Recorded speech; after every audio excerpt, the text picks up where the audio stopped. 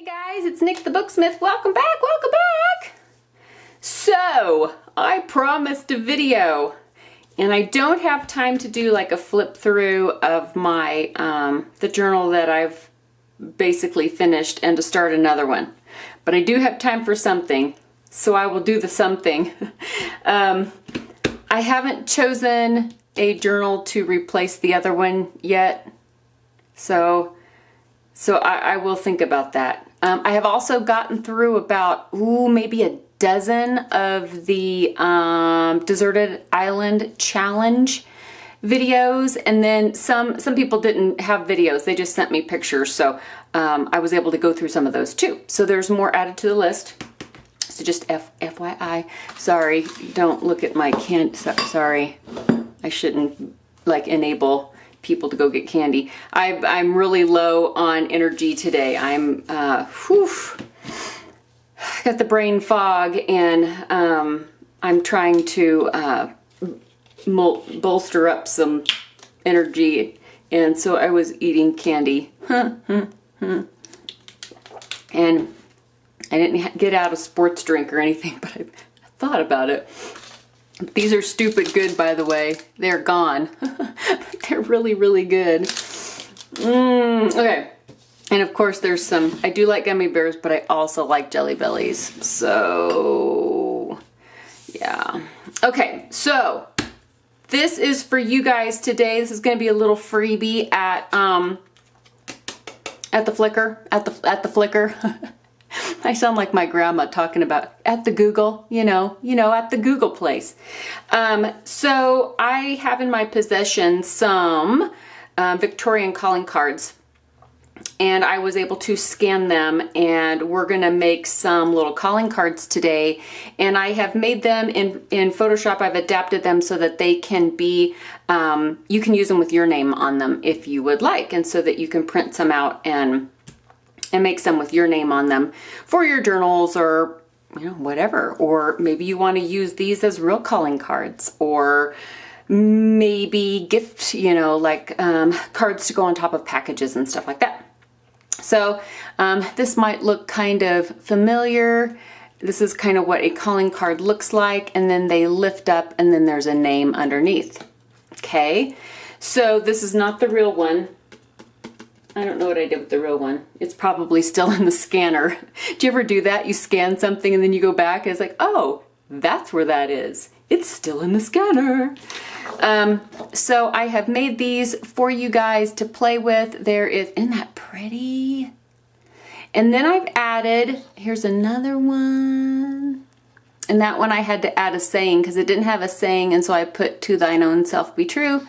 And then there's this little dude, and this one says faithful and true. It's hard to see. It's hard to see, but it's on the blue ribbon there where it says faithful and true. And then this is the underneath where it says Lily Bollinger, and then I took her name off on this one so that you could use this for your name or whatever. And then this was a gentleman's calling card, and then I made a blank one for you as well. So there's lots of mixing and matching that you can do. You can fussy cut or not fussy cut. Like these are just straight sides. This one just has some little dips, so it's not quite so, fussy cut, complicated. But this one's kind of complicated. This one might take you a second, but look how pretty it looks against the that plain background, right? It's not horrible fussy cutting. I am not a good fussy cutter. I don't know what it is. I don't know if it's my ADHD. I'm just like, get it over with. Oh, okay. All right. So this is, I also got my pinking shears because the bottom of this calling card is scalloped. Do you see that? And I don't have all those super cute little scissors that that has all the patterns on them that you can cut. But I do have an old pair of Weiss pinking shears. And so this is about as close to scalloped as I'm going to get today. Although I could have put these in the Cricut. But I didn't do that. Hindsight, right? Now I'm sitting here going, psh, I'm an idiot. I'm an idiot. So let's cut these out. And you can layer these up however you would like to. This one, as you can see, I put some tea stain paper on the back to layer it up because, you know, the back of these are white, right? So, I mean, you can always print, you know, a tea stained paper image on the back of your papers if you would like, and then that would solve that problem. I've done that before. I just neglected to do that this time. I don't have much time today. I don't have much time.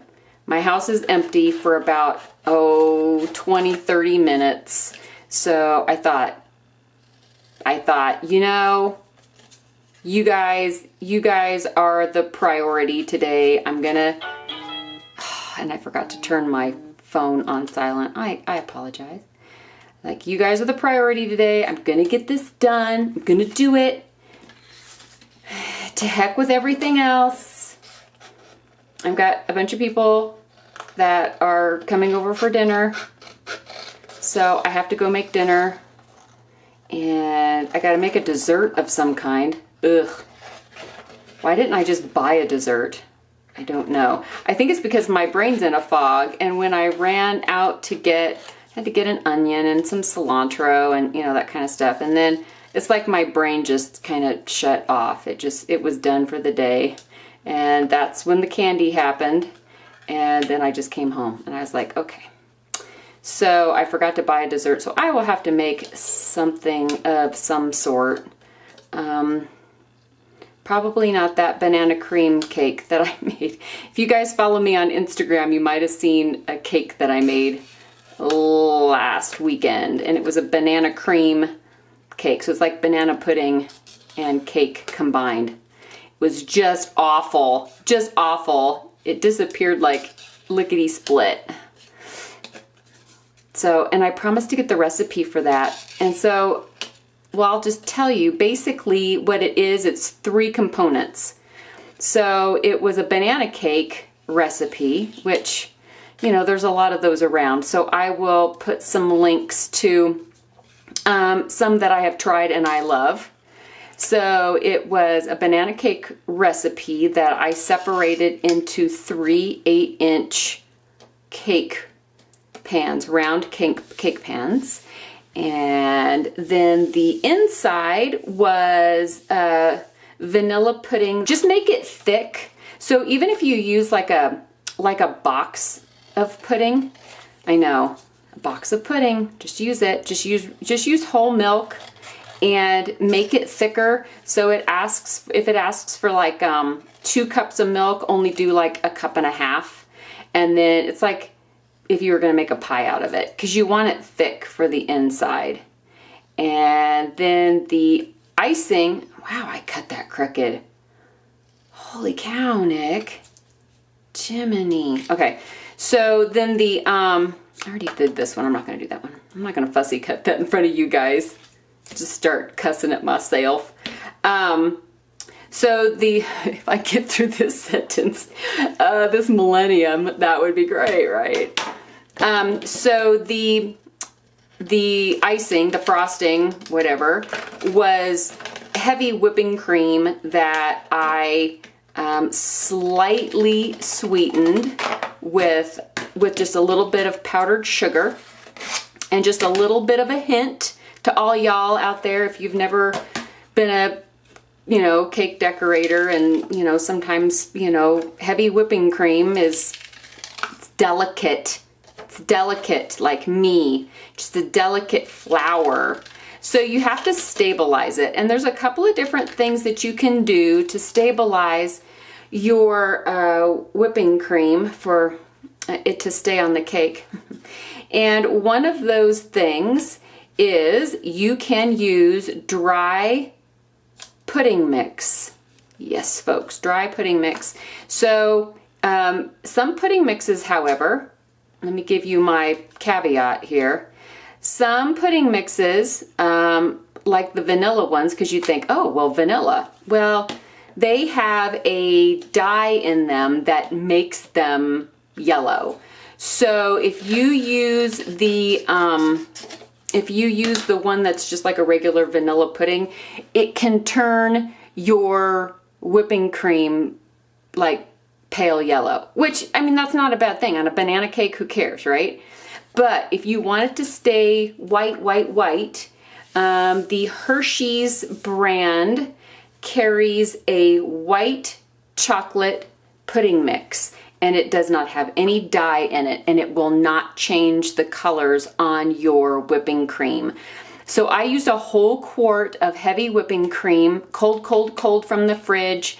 I used about maybe half a cup of powdered sugar and about half a package of the pudding mix, just the dry pudding mix. So you can mix the powdered sugar and the pudding mix together and then put your whipping cream into your bowl and start whipping it on high. And when it's just starting to get thick, then sprinkle in your pudding and powdered sugar. You can also add a dash of vanilla extract if you like, which is also always a lovely thing. Always a lovely thing. And I think that's it. And then you stack your layers, and you put your pudding in the middle, and you ice your cake. And I used Nilla wafers because it was banana pudding. And yeah, there was enough whipping cream to make my little swirls on top, and that's what the stabilization does. It really helps keep everything all set. Then put it back in the fridge so it gets all nice and, you know, tight. And it's a good thing. I try to make my cake layers. This was not supposed to be a cake video. So the rest of you are like, I just want to see the calling cards, Nick. Just, can I please just see the thing? And I'm like jabbering on about cake. What was I saying? Oh, the cake layers. What I like to do, if you can at all possible, make them the day before. And when you take them out of the oven, don't over bake them. Just bake them until they're just set. Take them out of the oven, leave them in the pans. When they have cooled down about, I'm going to say 5-7 minutes, very carefully, don't burn yourself. Put plastic wrap over the top of them, and that seals in, because all that steam leaving your cake layers can dry it out, especially if you've overbaked it even a little bit. So you seal that moisture in, and you let them cool off to room temperature, and then you throw them in the fridge, in the pans. Just do it. And if you have lined your pans with parchment paper, they will come out fairly easily the next day, even when they're cold and set. If you're having problems getting your cakes out of your pans, you can turn on one of the burners on your stove, just on low, and just kind of set the pan over the top and just let it warm up the cake just on the bottom so that it'll release from the pan. Just, you know, run your knife around the outside and just layer it over or lay it on top of that burner and just hold it above that for just a second, and then just jiggle it and see if it's, you know, see if it's jam and not jelly. Okay, so enough about cake. We'll have to make a cake sometime. Oh, that would be a video. I used to do it all the time. So here are our little components, and we can do anything, right? So you can use this as your base, and you can write your name on it, or you can use Lily's. She will not mind. I promise, she won't mind. You can use her name if you want to use this in a journal or something, because it's beautiful. The font is gorgeous. But you can put your own name here or your own sentiment, and then you can layer another card on top if you would like. This one has John Bach. You will see him later. It's gonna be a journal I'll show you later. I'm still working on it. And this one doesn't have anything on it, so you could put your own name or a little sentiment. I think that's upside down. You could put for you or from me or, you know, to Bob. And then here is the faithful but true, and that looks real sweet over the top, and then it lifts and you can have your name underneath. All kinds of options, right? So of course you ink everything because that's what we do. That's what we do. So it adds definition, and gives us separation from our layers, because you can layer up a storm, but if you don't have a little bit of definition, if your layers are going to be monochromatic and you don't have any separation, then it's like the layers kind of all meld together and you don't notice them as well. So just a little bit of ink on the edges will work just fine. And this happens to be, I know a lot of people use distress ink, but just the regular all-purpose stamping ink works great. It works just fine. And if you have a Tuesday morning around you somewhere, these are like $1.99. So, and they have all kinds of colors. All kinds of, like all the colors. Yeah, everything. So, and then you can also, if you wanted to ink the back of that, would be darling. And then look how pretty that is. It's like, are you kidding me? Where's my pen? There's a pen. Now, my penmanship is horrific. Horrific. I should have been a doctor. It's horrific. I'm just going to, some of you out there have the most beautiful, beautiful handwriting. And that's my signature. That's it, man. That is my signature. But you can put anything under there.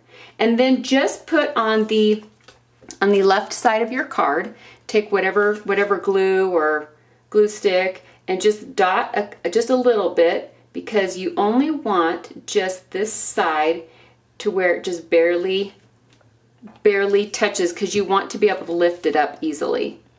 So if we try to center that somewhat, like so. So we have that one, and then I already made that one. I showed you that one. And then here is Lily Bollinger. Oh, do I fussy the fussy? No, it's not gonna happen. Sorry, it's not gonna happen. I wanted it to happen, but it's not gonna happen. You guys out there, you fussy cutters, give me some fussy cutting tips. How do you zone out and not want to, scream while you're fussy cutting? Do you just start meditating and get into a zen pose and, So here's Lily's. And this guy, I keep saying guy. I'm sorry about that. This one, I'm going to trim it to the red line because I think this one's a little big. So what I might do before I load this up onto Flickr, I'll make this one a little smaller so that it's not so large, in case there's someone like you that hates to fussy cut like me. And then that way, because if you see how big it is, so if you don't fussy cut, it's perfect. So, the struggle is real. So what I'm going to do is I'm going to put a little bit of ink on the edge of this backing card.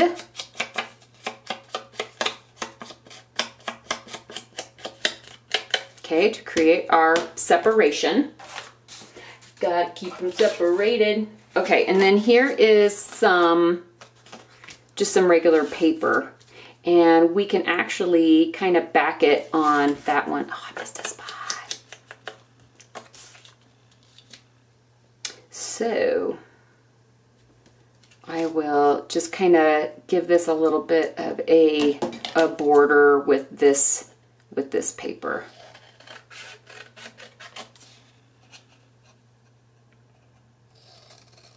How cute would these be for like if you're going to have a baby shower or, some kind of a party, and you could, on the outside, you could make these a little bit bigger if you wanted, but on the outside, you could, you know, say what it's for. You know, you are cordially invited to, you know, whatever. I am so sorry. Hold on. Let me turn that. Like I said, my phone does nothing until I start filming, and it blows up. So you could put something on the outside of the card, you are invited. And then when you lifted it, it could have the, you know, the time and date and place or it could be, if you don't RSVP by, you know, next week, then bring a sandwich and a chair. I've been tempted to do that at times. So, and then let's add some ink to the edge of this one. And there are some really neat punches. Like I have this one, but it takes so much off of the edge that you'd really have to start pretty good size. And then to like match up the corners, don't even get me started. Don't even get me started. I am going to snip the corners off just to create a little bit of a texture on this one.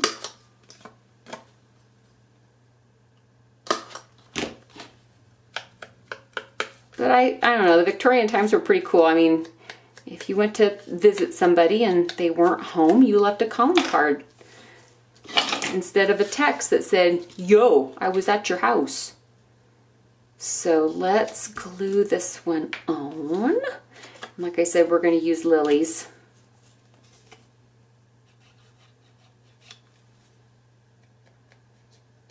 Like that. I get too much glue there. I tell you guys, it's been a day. Okay, so let me kind of center this a little bit. There we go. Like such and so forth. And then, we can put it on this one only after we ink the edges. So I hope you guys have fun with the calling cards. And if you have any calling cards in your possession, like the real ones, you know, yeah, I hope this gives you some ideas to use those for your own personal projects. They're kind of cute, kind of super cute. So let me glue this one down because it's got white on the back. And we don't want that. We want grungy and dirty and old and loved. I think that's why I like old things. Because somebody loved it enough to save it. It was special enough that somebody held on to it for a while. I'm not a hoarder. Some things are just, you know, you just don't get rid of some things. I'm not talking about French fry wrappers. You know. Oh, I think that's awesome. So here we go. Come on, camera. So here is our little calling card. And you lift it up and there is the name in this one. And then this one that we made, and this one doesn't have a backing, but it probably could. And then with my horrible little signature inside. But you could attach these 2 pages. You could put these on top of gifts or all kinds of things, right? And then here is the one I made off camera because I didn't want you guys to hear me grumbling while I fussy cut this one out. But I gotta tell you, the fussy cut is, right? It's darling. It's darling.